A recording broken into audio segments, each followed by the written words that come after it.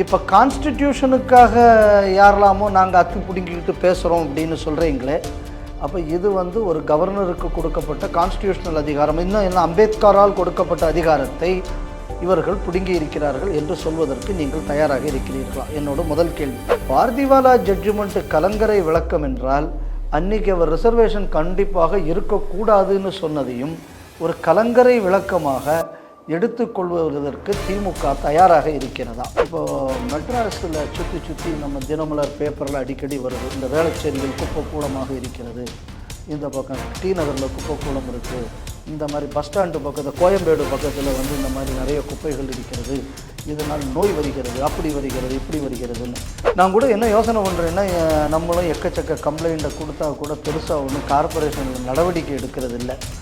அதனால் இந்த பார்திவாலா அவர்கள் முன்னாடி நம்ம இந்த வழக்கை போட்டோம்னா 142 அடிப்படையில் குப்பைகளெல்லாம் நீதிமன்றமே அள்ளி கொண்டு சென்று விடும் அப்படிங்கக்கூடிய நம்பிக்கை பலருக்கு சென்னையில் வந்ததாக இன்றைக்கி நான் 4-5 ஆளுகள் பேசும்போது என்கிட்ட சொன்னாங்க.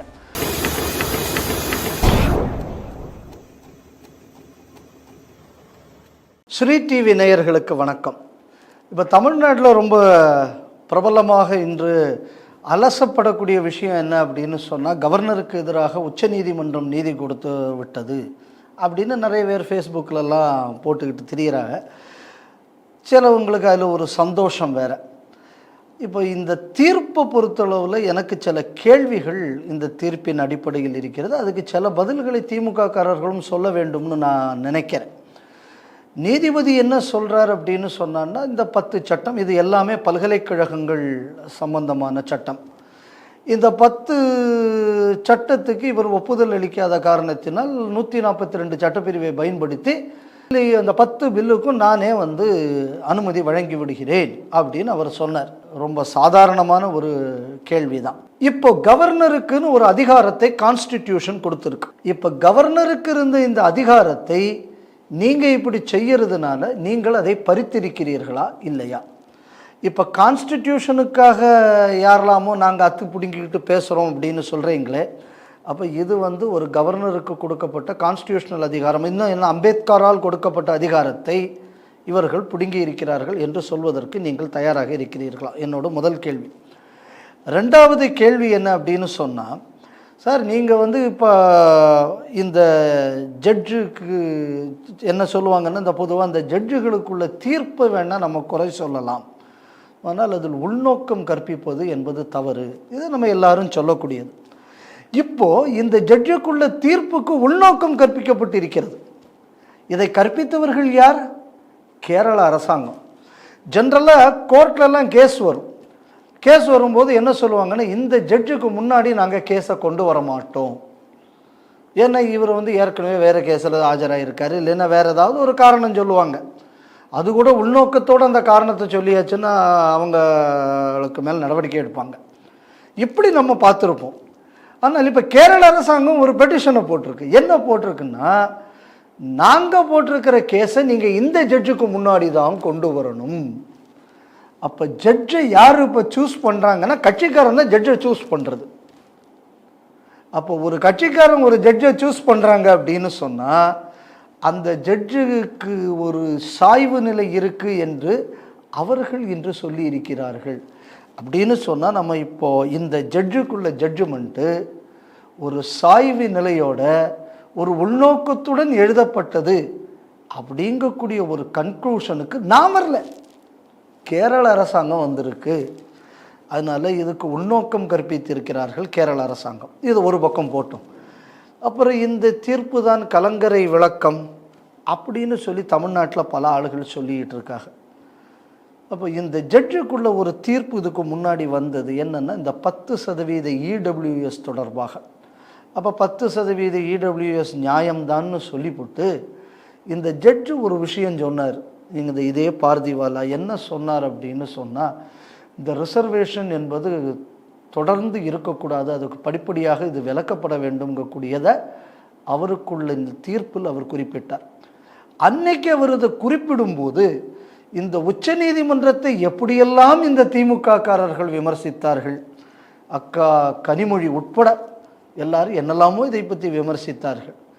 இப்போ என் கேள்வி என்ன அப்படின்னு சொன்னால், பார்திவாலா ஜட்ஜ்மெண்ட் கலங்கரை விளக்கம் என்றால் அன்னைக்கு அவர் ரிசர்வேஷன் கண்டிப்பாக இருக்கக்கூடாதுன்னு சொன்னதையும் ஒரு கலங்கரை விளக்கமாக எடுத்துக்கொள்வதற்கு திமுக தயாராக இருக்கிறதா?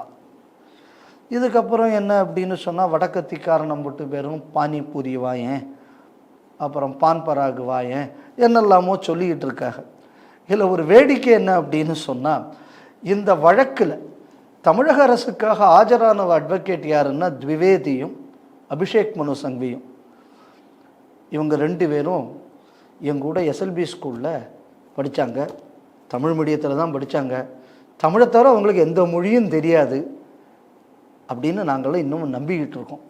ஏன்னா தமிழ்நாட்டில் இல்லாத திறமை என்ன? ஒரு கேவலமான விஷயம் என்னென்னா, கேஸை நடத்துனது இந்த 2 வடக்கத்திக்காரங்க, ஆனால் வில்சனால் தான் இந்த கேஸு ஜெயித்தது அப்படின்னு சொல்லி திமுக தரப்புலேருந்து இன்றைக்கி போஸ்ட்டு போட்டுக்கிட்டு இருக்காங்க. எங்கள் ஸ்டிக்கர் ஒட்டுறத்தில் கூட ஒரு அளவு வேண்டாம். சரி, இப்போ அடுத்து இந்த நீதிமன்ற தீர்ப்புக்கு வருவோம். இப்போது செக்ஷன் 142 பயன்படுத்தி கவர்னருக்குள்ள பவர் இவர் பிடுங்கிட்டார்.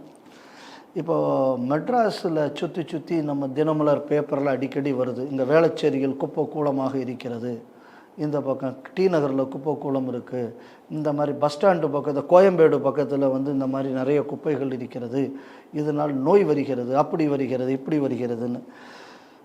நான் கூட என்ன யோசனை பண்ணுறேன்னா, நம்மளும் எக்கச்சக்க கம்ப்ளைண்ட்டை கொடுத்தா கூட பெருசாக ஒன்றும் கார்பரேஷனில் நடவடிக்கை எடுக்கிறது இல்லை. அதனால் இந்த பார்திவாலா அவர்கள் முன்னாடி நம்ம இந்த வழக்கை போட்டோம்னா 142 அடிப்படையில் குப்பைகளெல்லாம் நீதிமன்றமே அள்ளி கொண்டு சென்று விடும் அப்படிங்கக்கூடிய நம்பிக்கை பலருக்கு சென்னையில் வந்ததாக இன்றைக்கி நான் 4-5 ஆளுகள் பேசும்போது என்கிட்ட சொன்னாங்க.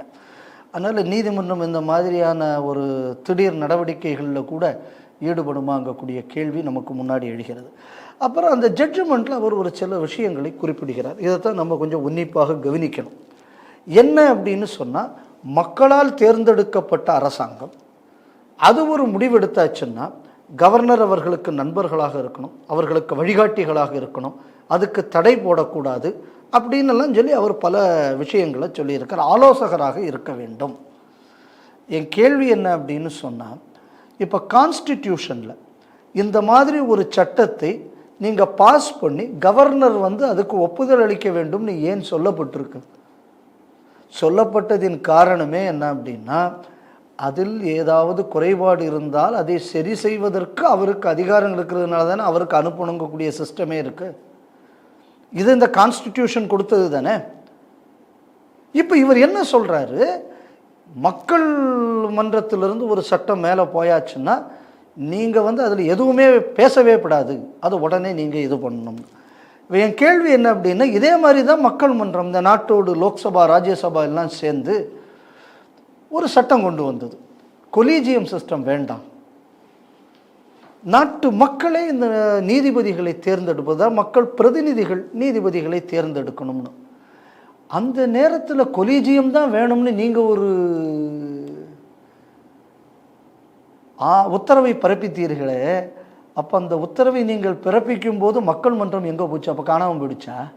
இந்த கேள்வி நாங்களும் கேட்கணும் இல்லையா நீதிபதி அவர்களே? சரி, அது போகட்டும். இப்போ நீங்கள் சரி கவர்னர் இவ்வளோ நாள் வச்சுக்கிட்டு இருக்கிறது தப்பு அப்படின்னு நீங்கள் நினச்சிங்கன்னா நீங்கள் என்ன உத்தரவு கொடுத்துருக்கணும்?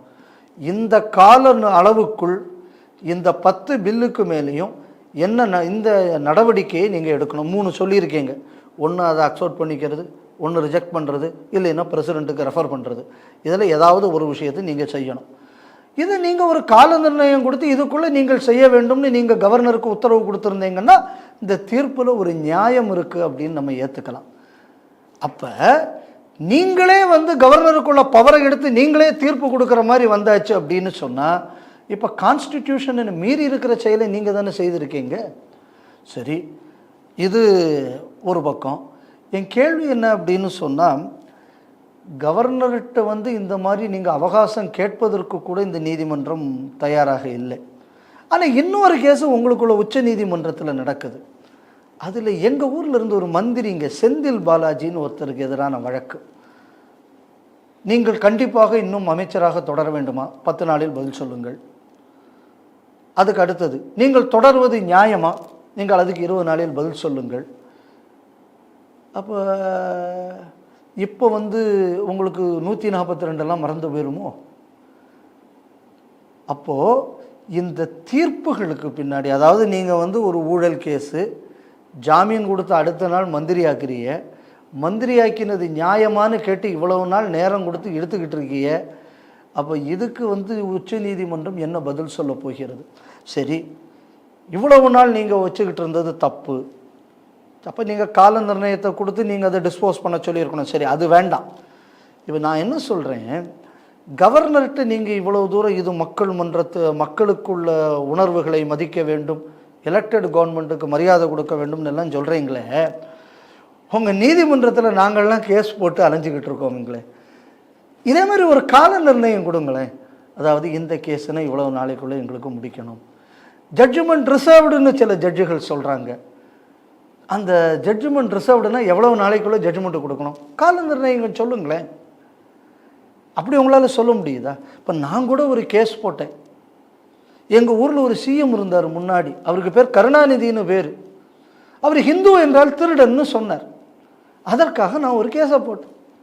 வழக்கம் போல் எங்கள் ஊர் போலீஸ்காரங்க கேஸை பதியலை. அப்புறம் நான் டைரக்ஷன் பெட்டிஷன் போட்டு அதுக்கப்புறம் எஃப்ஐஆர் பதிஞ்சாங்க. இது நடந்தது எப்போ அப்படின்னு சொன்னால் 2002-2003 காலகட்டங்களில் இருக்கு. எனக்கு வருஷம் சரியாக ஞாபகம் இல்லை. 20 வருஷம், அதுக்கப்புறம் 18 வருஷம் கருணாநிதி அவர்கள் நல்லாவே உயிர் வாழ்ந்தார். அவர் மரணத்துக்கு அப்புறம் எங்கிட்ட கேட்டாங்க, அவர் தான் இறந்து போயிட்டார், அப்போ இந்த கேஸை நம்ம வந்து இதோட முடிச்சுப்போமா அப்படின்னு என்கிட்ட கேட்டாங்க. அப்போ எப்படி உங்கள் நீதிமன்றம் காலத்துக்குள்ள நடவடிக்கை எடுத்துச்சு அப்படிங்கிறதுக்கு நானே ஒரு சாட்சி. ஏன்னா நான் போட்ட வழக்கு இப்படித்தான் நடந்தது.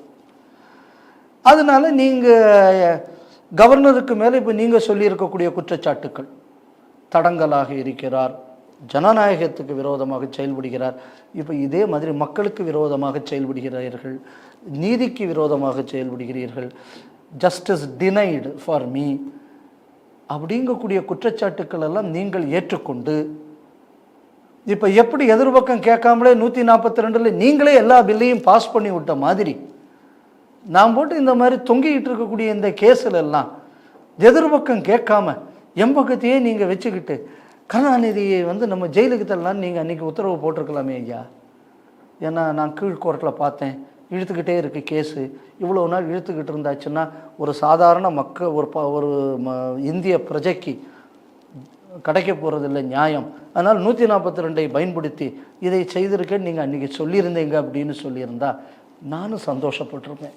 அதனால் இந்த தீர்ப்பு என்பது நியாயத்துக்கு புறம்பானது. அப்படியே நீங்கள் அது தப்புன்னு நினச்சிருந்தான்னா நீங்கள் கவர்னருக்கு நீங்கள் ஒரு டைம் ஃப்ரேம் செட் பண்ணி இதுக்குள்ளே இந்த 3ல் ஏதாவது ஒரு முடிவை நீங்கள் எடுங்க நீங்கள் சொல்லியிருந்தீங்க அப்படின்னா இந்த தீர்ப்பை நான் வரவேற்றிருப்பேன். ஆனால் நீங்களே வந்து கவர்னருக்குள்ள பவரை பிடுங்குறீங்க அப்படின்னு சொன்னால், எப்படி சட்டமன்றத்தின் பவரை கவர்னர் பிடுங்குகிறாரோ அதே மாதிரி கவர்னர் பவரை இன்று நீதிமன்றம் பிடுங்கி இருக்கிறது. அதனால் கவர்னர் குற்றவாளின்னு நீங்கள் சொன்னீங்கன்னா அதை விட பெரிய குற்றவாளி நீங்கள் தான். அதனால் உங்களுக்குள்ள உள்நோக்கம் இருக்கிறதா இல்லையாங்கிறது எனக்கு தெரியாது. ஆனால் உள்நோக்கம் இருக்கிறது என்ற நம்பிக்கையில் தான் இன்றைக்கி கேரளா அரசு வந்து உங்கள் பெஞ்சுக்கு தான் கேஸை போடுவேன்னு அடம் பிடிச்சிருக்காங்க. அதனால் நீதிமன்றத்தின் மாண்பினை வரக்கூடிய காலங்கள்லாம் நீதிபதிகள் பாதுகாப்பார்கள்ங்கிற நம்பிக்கை மக்களுக்கு கெட்டுப்போகாமல் இருக்கணும்னு நான் நினைக்கிறேன். ஏன்னா இன்னும் பார்த்திவாலாவை பற்றி நான் ஒரு விஷயம் கடைசியாக நான் சொல்ல விரும்புகிறேன். சம்பந்தமே இல்லாமல் இந்த நாட்டின் பிரச்சனைக்கு காரணமே இந்த நூபுர் சர்மா தான் என்று அன்னைக்கு ஒரு அப்சர்வேஷன் மாதிரி சொல்லி ஒரு கலவர சூழல் உங்களுக்குள்ள ஸ்டேட்மெண்ட்டுனால தான் இந்த நாட்டில் ஏற்பட்டது. இன்னைக்கு இதே பார்த்திவாலா தான் இந்த மாதிரியான ஒரு விஷயத்தை சொல்லியிருக்கிறார். 2028 நீங்கள் இந்த நாட்டின் சீஃப் ஜஸ்டிஸாக வரவும் இருக்கிறீர்கள். அது எவ்வளவு பெரிய பதவி, எவ்வளவு பொறுப்பான பதவி என்பதை நீங்கள் புரிஞ்சுக்கிட்டு செயல்படுவீங்கன்னு நான் நினைக்கிறேன். நாட்டில் ஜுடிஷியல் ரிஃபார்ம்ஸை பற்றி பேசக்கூடியவர்கள், நாட்டில் டெமோக்ரஸியை பற்றி பேசக்கூடியவர்கள், ஒவ்வொரு இன்ஸ்டிடியூஷனும் அதுகளுக்குள்ள தன்மையை மெயின்டைன் பண்ணணும் என்று பேசக்கூடியவர்கள், இவர்களெல்லாம் இந்த மாதிரியான ஒரு சிச்சுவேஷனில் நியாயத்துக்கு குரல் கொடுக்க வேண்டும். இல்லைன்னு சொல்லியாச்சுன்னா நீதிமன்றங்களெல்லாம் அரசியல் கூடாரங்களாக ஆகிவிட்டது அப்படிங்கக்கூடிய நம்பிக்கை மக்களிடம் போய் சேர்ந்துருச்சு அப்படின்னு சொன்னால் நியாயமான தீர்ப்புகள் கூட மக்கள் தவறாக பார்க்கக்கூடிய ஒரு சூழல் ஏற்பட்டுவிடும். அது ஜனநாயகத்திற்கு ஆரோக்கியமானதான விஷயம் அல்ல. இதை நம்ம புரிஞ்சுக்கணும்.